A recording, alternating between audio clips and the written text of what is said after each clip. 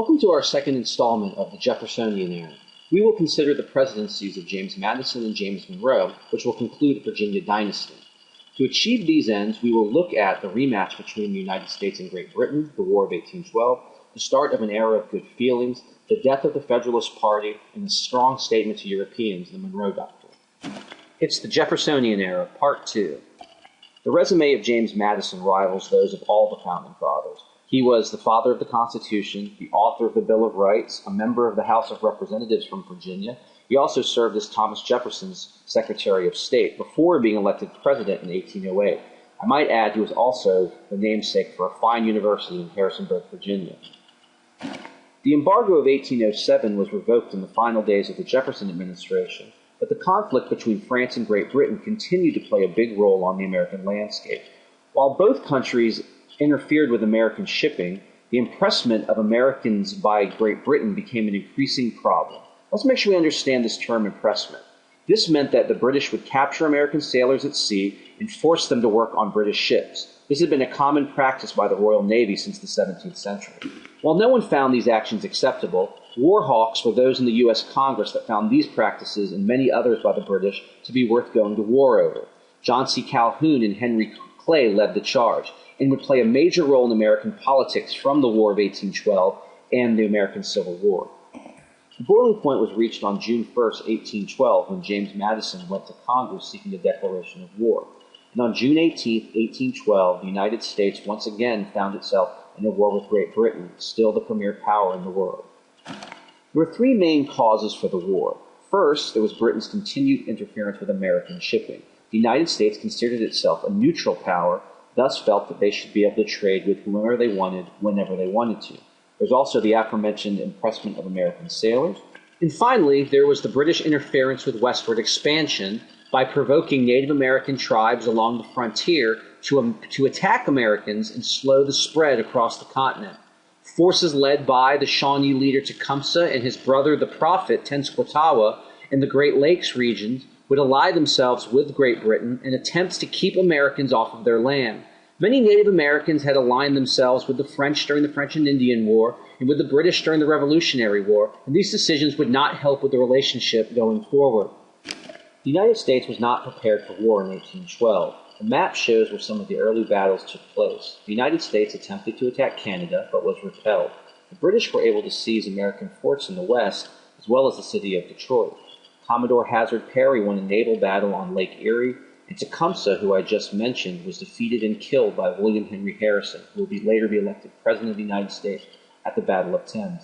And at Fort McHenry in Baltimore, Francis Scott Key watched the rocket's red glare as bombs burst in the air and saw that our flag was still there and wrote a poem that would eventually evolve into our national anthem. In retaliation for the American burning of the Canadian capital at York, the British occupied Washington, D.C., burning many public buildings, including the White House and the U.S. Capitol. As the war progressed, Federalists in the North became more and more opposed to the war as it hurt their business interests. The British established a blockade, making it nearly impossible to trade.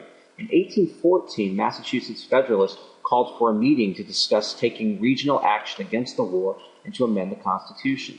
22 delegates from 5 New England states met at what came to be known as the Hartford Convention, and they discussed secession and drafted amendments that would help increase their influence. These were never influenced, as the war would end, and the Federalists would be viewed as traitors for their anti-war stance. And what this does is it highlights the sectional tension that we're going to see throughout the remainder of the first half of the 19th century. The British also attacked New Orleans, but were defeated by Andrew Jackson at the Battle of New Orleans. This would have been a major victory for the United States had it not been for the fact that the war was already over. Remember, in the days before Twitter, Facebook, texting, cell phones, pagers, telephones, even telegraphs, there was no way to get information quickly, so these men just fought and died in a war that was technically already over. This battle was significant because it would establish Andrew Jackson as an American hero and a national figure, but we'll have much more on Jackson next time. The Treaty of Ghent brings the war to an end in 1815. Basically, the treaty maintains the status quo, as it brought the fighting to an end, but said nothing about the reasons the United States went to war in the first place, nothing about the impressment of American sailors at sea, or about what rights the United States had as a neutral power. Also, all territory taken during the war was to be returned. This war was a draw. Neither side could conclusively claim victory, but here's why it was important in the United States. The United States had gone to war with the strongest power on earth twice and had not lost. This led to an increased nationalism within the United States. The war also had an impact on American expansion. As a result of the War of 1812, the United States claimed the Oregon Territory, a claim that the British did not agree with. And there would also be an increase in the number of Americans moving into Spanish-controlled Florida. We will discuss how both of these areas became part of the United States in our next unit.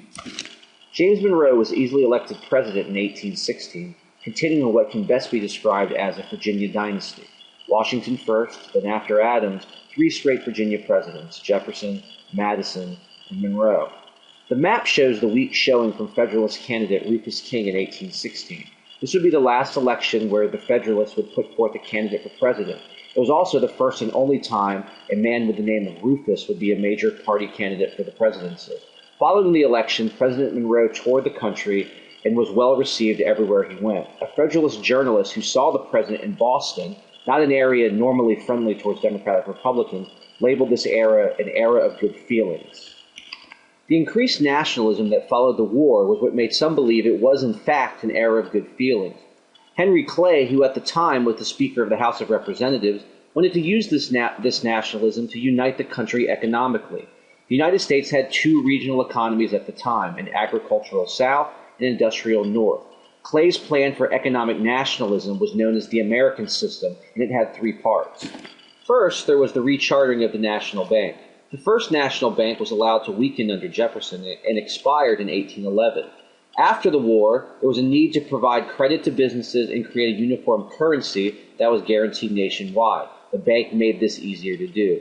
In 1816, the Congress chartered the Second National Bank for a 20-year period. The second part of Clay's American system was the creation of a protective tariff.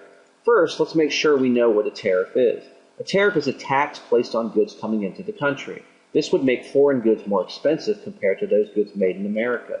So the purpose of a protective tariff is to protect American industry. The tariff had wide support in New England, where the goods were manufactured, but southern and western farmers opposed these tariffs because they made the price they had to pay for commodities more expensive. Tariffs will be a major source of conflict between North and South in the lead-up to the Civil War. The third part of Clay's American system was an investment in internal improvements.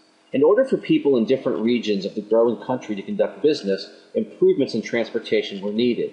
What we'll see during this time period is significant improvement in roads. We'll see the development of canals and eventually railroads to help the flow of people and commerce across the country. The idea is to be able to get individuals places faster and cheaper. In 1825, the Erie Canal will be finished. This links the Atlantic Ocean with the Great Lakes. The idea behind them in the American system is that money from the tariff of 1816 would help pay for these improvements. But President Madison, before leaving office, would veto this part of the bill, arguing that it is not constitutional to use federal money to build local roads. The American system demonstrated an attempt to use the nationalistic feelings after the War of 1812 to unite the country economically. What politicians would soon realize was that achieving economic nationalism was not easy in a country that had a distinct northern and southern point of view. Let's close the show by looking at the Monroe Doctrine. After Napoleon's final defeat at Waterloo and subsequent exile to St. Helena, Spain and Portugal wanted to reestablish their influence in Latin America.